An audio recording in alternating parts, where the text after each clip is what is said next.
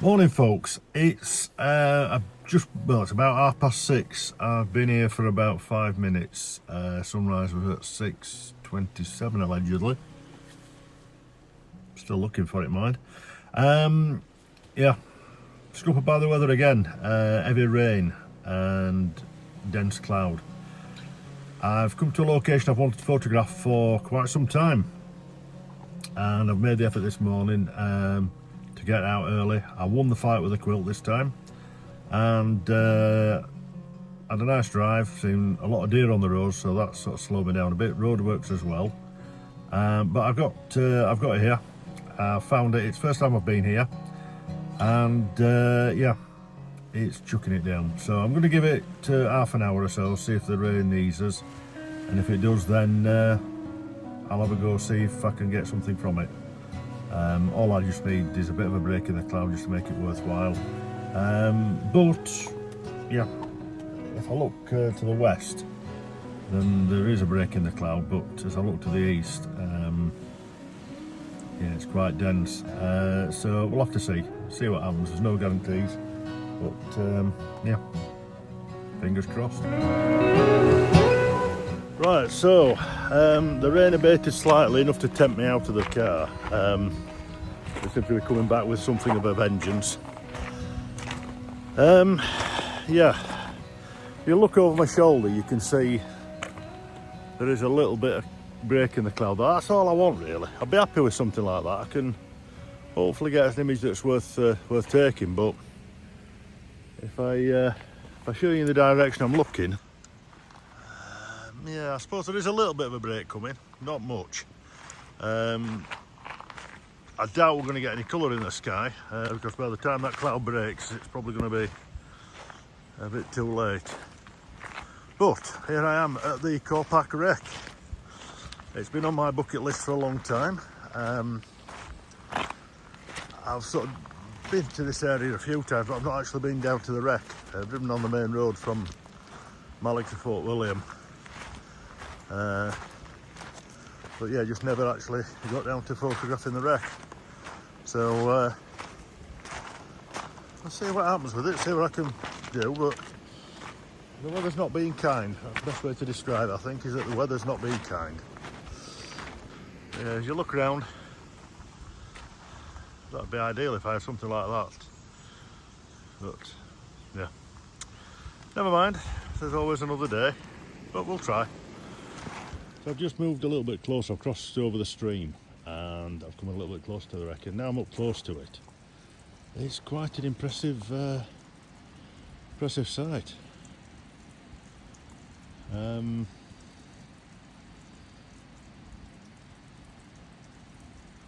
Yeah, I'm not sure what to make of it, really. It's somewhat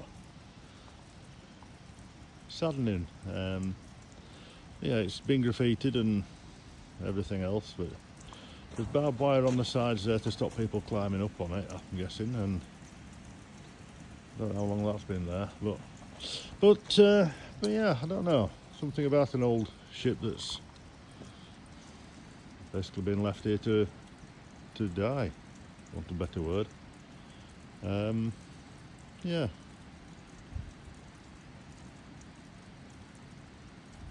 Interesting to know what it did and what its purpose in life was.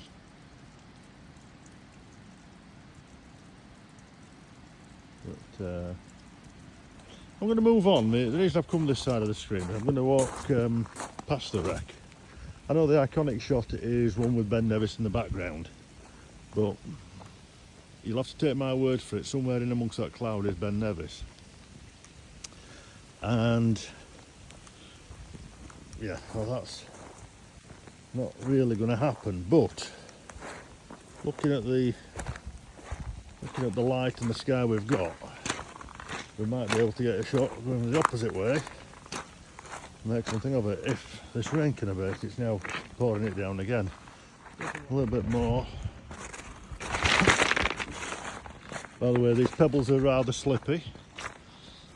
That's possibly might be the best image that we can get. It's got an imposing figure from this height. You know what, I'm going to have a go at that, see if I can make that work. I've set the boat on the right hand third, and at the top of the, what you might call the sort of mast type thing, the thing at the front, I'm certainly not nautical. A couple of seagulls on there, so I've got them on the top right hand third. Oh, there's lady in line coming into the sun. I've got a bit of highlight, a bit of texture in the sky, so I'm hoping I can do something with it.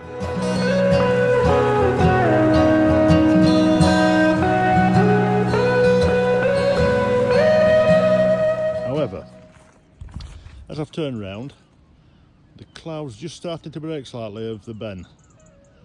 Well, the Ben's up there behind it actually, but there is some hills and a bit of mist there. So I'm going to quickly try, without breaking my neck, I'm going to try and get to the other side of the boat, see if I can get a shot in the traditional format. Because this cloud is starting to break up. There's a little bit of colour in the sky, not a great deal, but I'm hoping I can get something from it. It might make a nice moody black and white shot. So I've come to the other side of the wreck, and I've got the hill now just starting to clear in the background. So I'm actually quite pleased with that. I thought all was going to be lost this morning.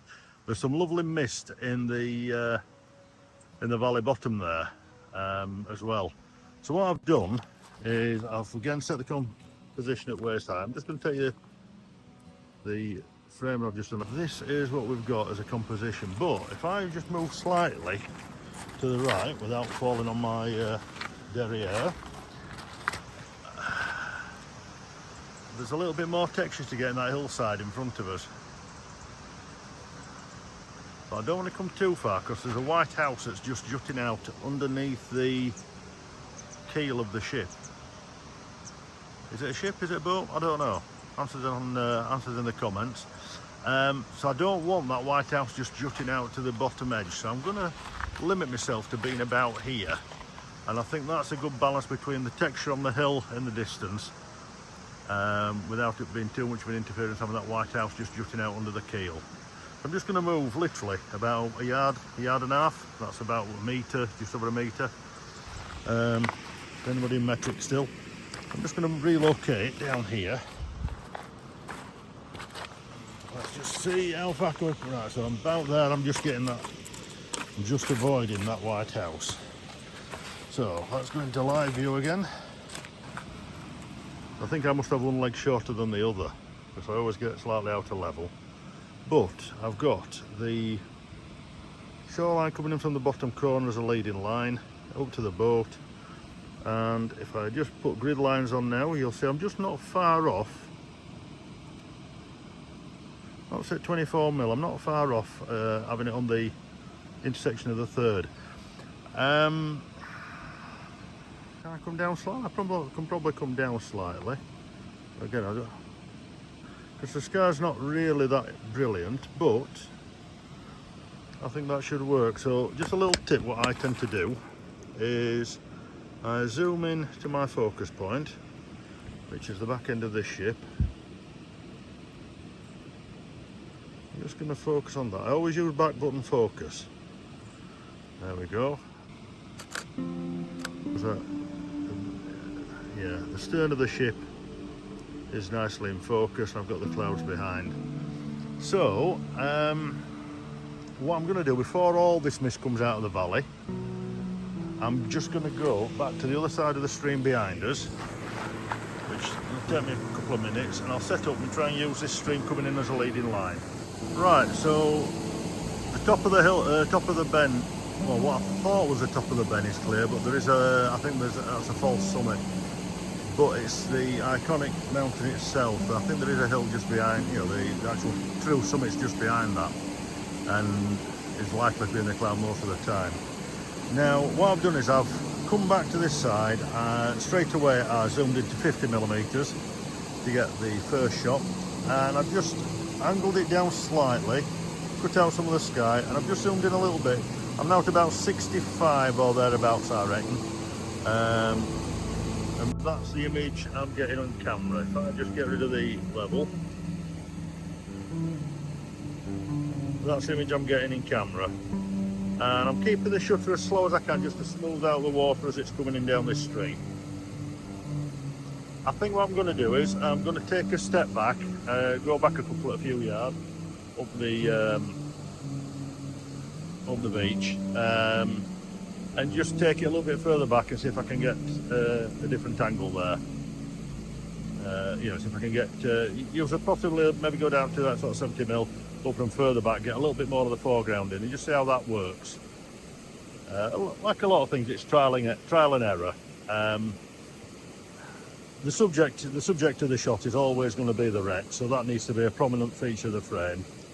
And I'm happy that from this angle, if I zoom into that,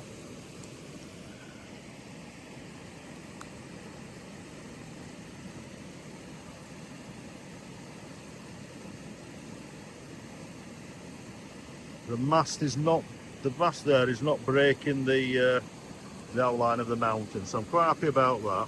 So the boat is contained within the outline of the mountain. So I'm quite pleased with that. The day's turned itself around. I'm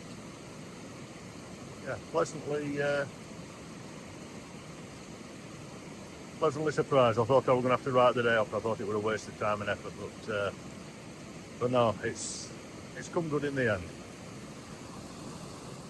So I moved a little bit further up the beach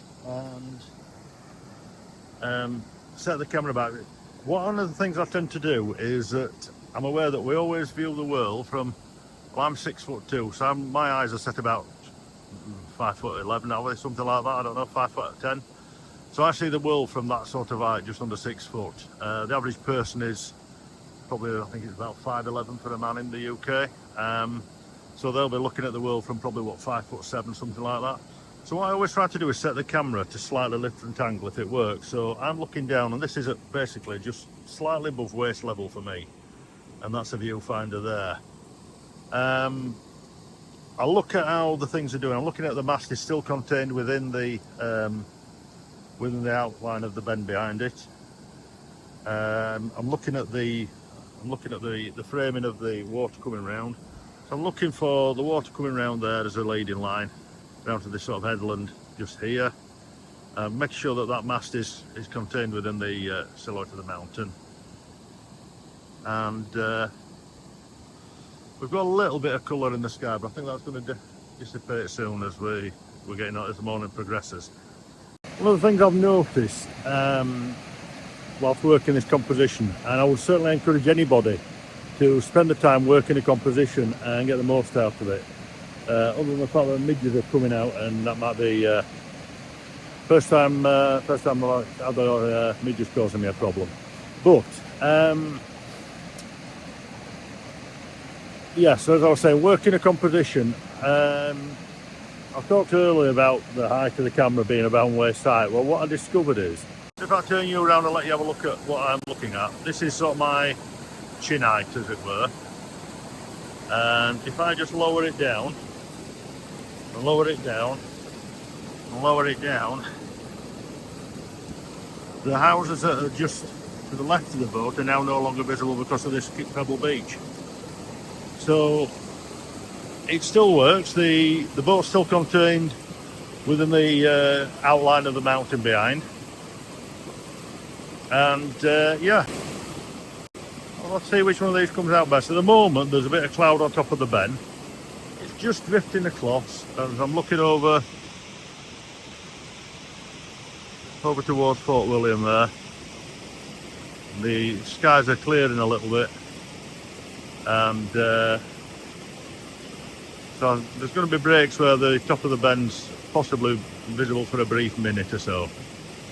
But we'll keep working it, see what we get. What I've just done is, there's a chap walking on the headland, just coming around the front of the boat. And as a result, he put a few seagulls up. So, whilst I'm looking at this composition, the boat, the mountain, the leading lines, it's all coming together lovely. The birds flying across the sky, possibly just put that little punctuation there that just breaks it up. Part of me is thinking I ought to pack up now, call it a draw, and accept that it's been a resounding success. Now, I very quickly, just whilst I was talking to you then, just took another quick image.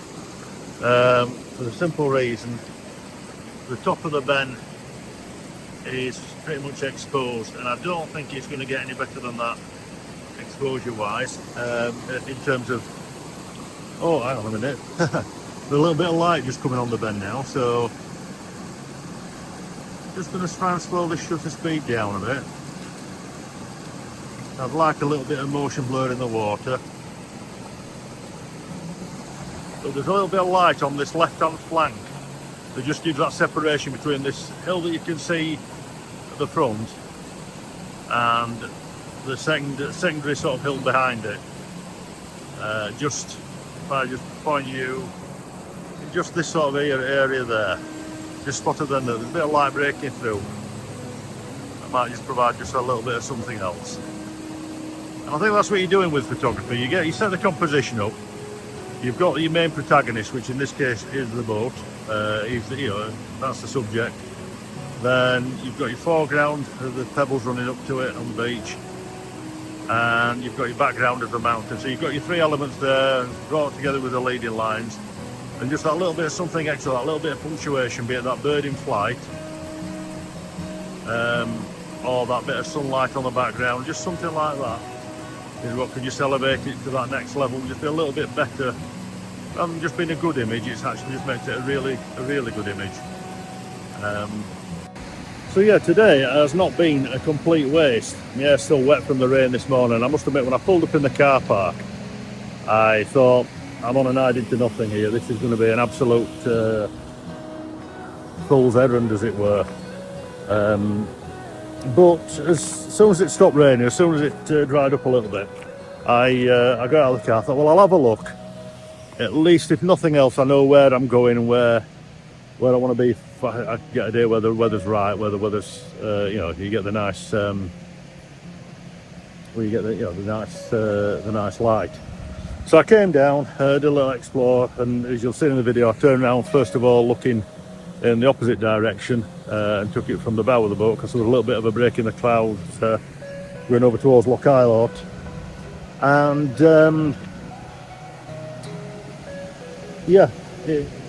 I was hoping that there'd be a bit of a break in the cloud, and sure enough there was.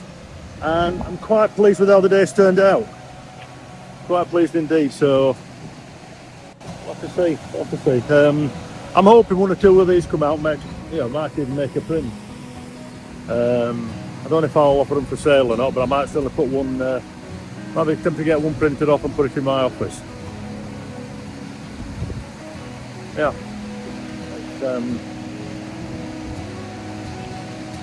Put a smile on my face today. Today's put a smile on my face. Like I say, I thought all was lost.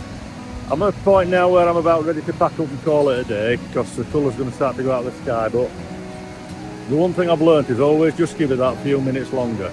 Just give it a few minutes longer, because it's when you're about to pack up that that's sometimes where the magic happens. Well, the last piece of camera I thought was going to be the end of the video, and I said I'm tempted to pack up, and I'm just going to give it an extra minute or so, because it's in that last minute or so when you pack up that the magic happens, and it has.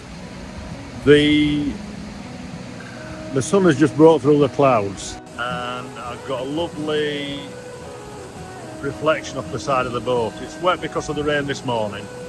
The sun's lit this left hand side of the boat, so we've got the same thing happening again. You can just see the light on the boat again, just coming in. That's absolutely stunning. Yeah. Today's been a good day. Today has been a really good day. Right, folks, so I'm going to call that a day. I'm happy. I've got what I came to get. Probably better than I expected, if I'm honest. When I pulled up in the car park first thing this morning, I was somewhat despondent, I'll be honest. It was bleak. It was bleak. It was torrential rain. There was nothing in the way of light, no break in the sky at all. It was just blanket cloud. But that does remind me of the old saying, if you don't like the weather in Scotland, just wait 5 minutes. And it's come true. It's come true today. It really has. So yeah, I'm going to call it a wrap. I'm going to make my way back to the car. I think it's time to go home for a second breakfast and get these into Lightroom and just see what I've got.